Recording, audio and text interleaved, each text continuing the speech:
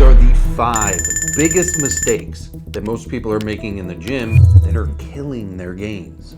After coaching people over the last 10 plus years, I've noticed there are 5 common mistakes that most people are making that is really hindering their progress and the results in the gym. In today's video, I'm going to go over those 5 mistakes in detail and explain to you how you can avoid them. So that way you don't end up wasting your time, spinning your wheels, and have little or nothing to show for all your time spent training in the gym. Now watch to the end, because number 5, the last mistake people are making, is not something you'd expect. The first mistake that people are making in the gym that's crushing their gains is doing way too much volume. Now when I say volume, I'm referring to the traditional definition of volume. Sets, reps, exercises, things like that. My definition of volume is the amount of time your muscles are spending under meaningful load. But for the sake of this point, we're gonna use the traditional definition of volume. People are doing way too many sets, way too many reps, way too many exercises. They're doing way too much in the gym.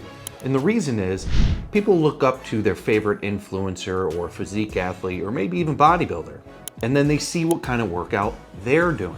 And people think to themselves, if this guy looks like that, and this is what he does for his training, if I do that training, then I will look like that. But unfortunately, this is not how exercise works. People have different genetics, different recovery ability, and different tolerance for exercise. Not to mention, most of these extremely impressive physiques are also fueled by anabolic pharmaceuticals. Now, what do steroids do for the body? They speed up your recovery ability, especially things like growth hormone. So if you're looking at some of these fantastic physiques and trying to replicate what they're doing in the gym, not knowing that they may just have better genetics than you, higher tolerance for volume, faster recovery ability due to the pharmaceutical enhancement, and you try to replicate that workout, and it's gonna be way too much for you. Here's a good analogy for this point. Say you go to a nice suit store and you see this beautiful suit on the mannequin, and you go up to the employee and you say, hey, I want that suit right off that mannequin. That suit looks so good on the mannequin, I want it because I think it's gonna look good on me. And the store associate says, but sir, you haven't tried on the suit yet. How do you know it's gonna fit you?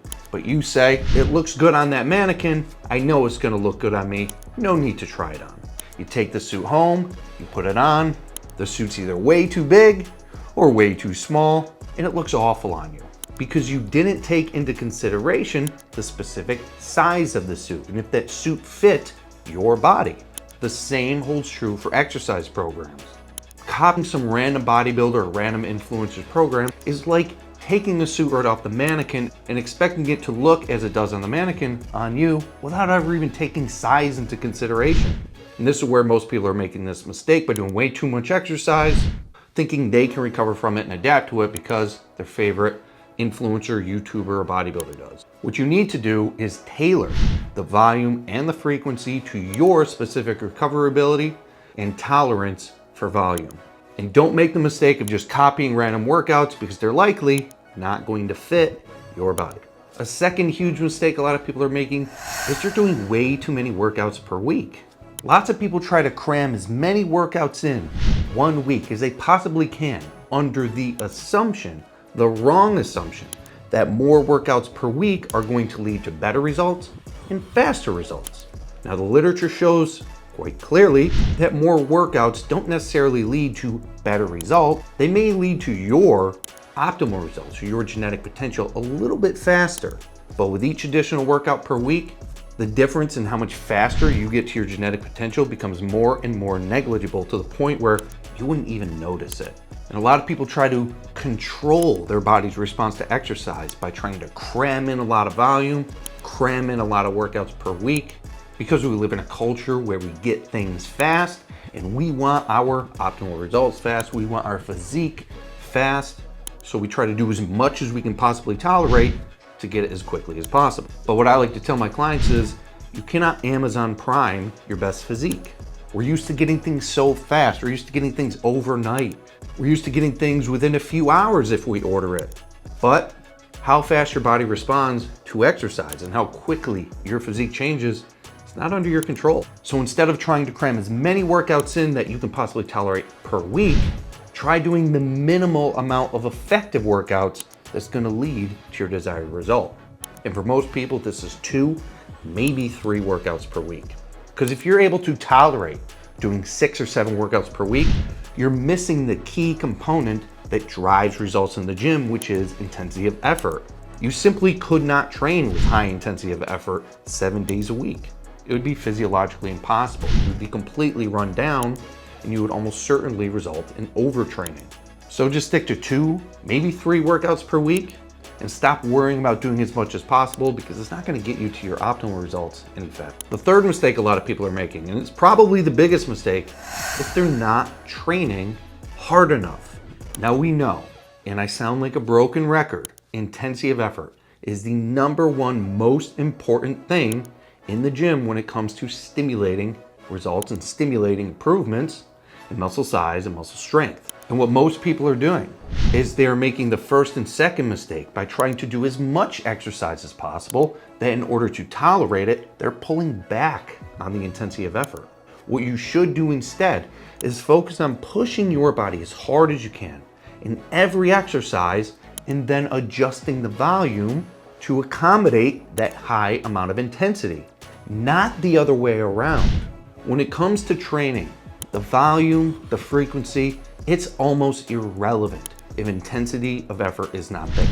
And it's absent from many beginners and most new trainees' workouts because they're so focused on training for an hour or 2 hours, making it through all these sets that some influencer said they need to do. So they end up reducing how hard they push so they can tolerate this long, ridiculous workout, and they end up sacrificing their gains in the process. So focus on how hard you're training, not how long you're training.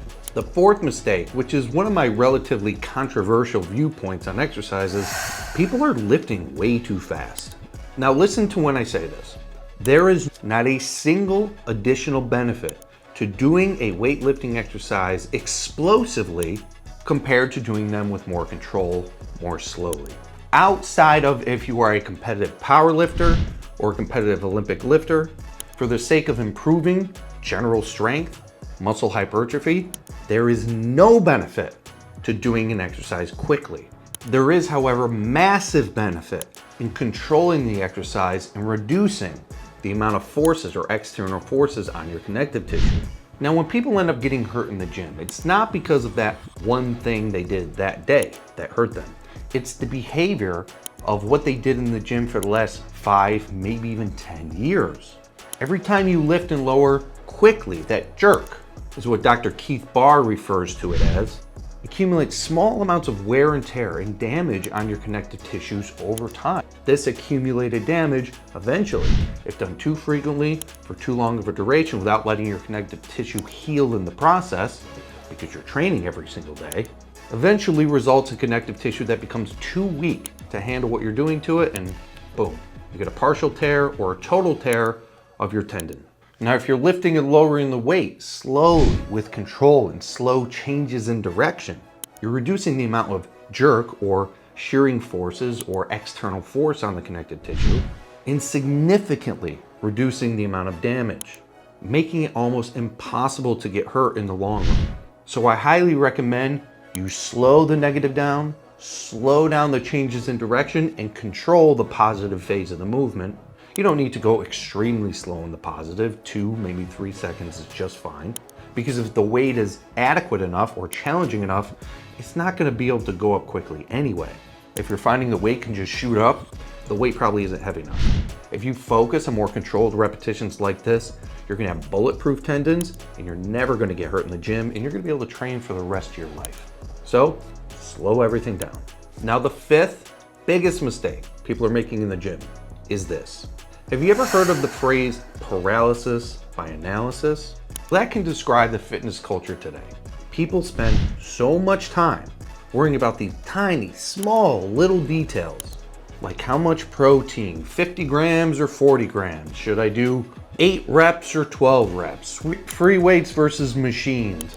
5-second lifting phase, 1-second lifting phase? All these stupid little things that make no noticeable difference in your results in the long run. And I blame all these science-based YouTubers for this problem.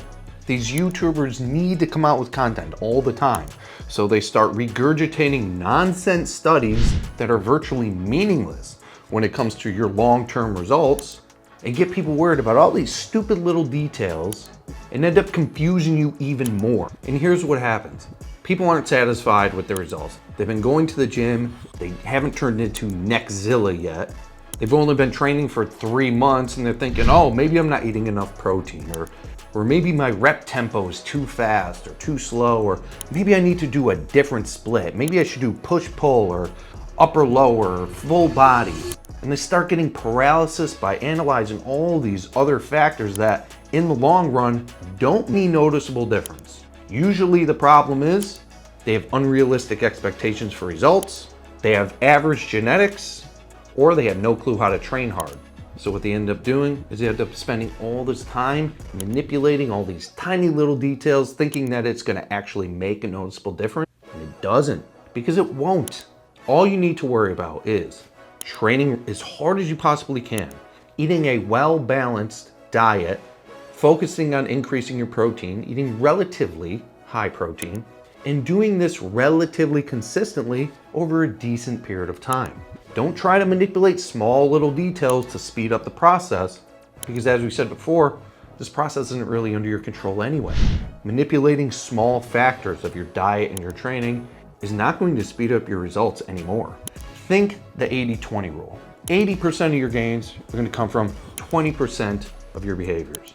Training with high intensity, not training too much, not training too often, and doing it consistently over time.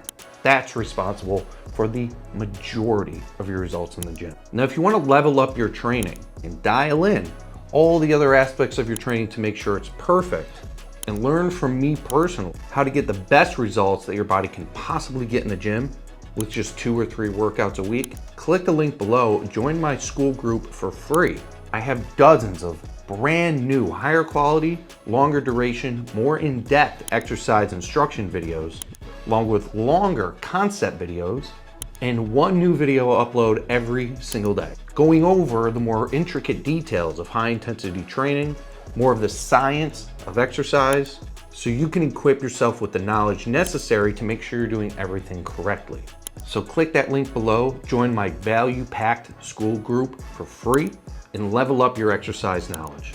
So that's it, guys. Those are the 5 biggest mistakes people are making in the gym. And if you avoid those 5 mistakes and make the necessary changes and recommendations that I recommended in this video, you're gonna be ahead of the whole pack. You're gonna be getting better gains. You're gonna be spending less time in the gym, and you're not gonna hurt yourself in the process. Don't forget to hit the subscribe and the bell notification icon so you can be notified when I drop the next video.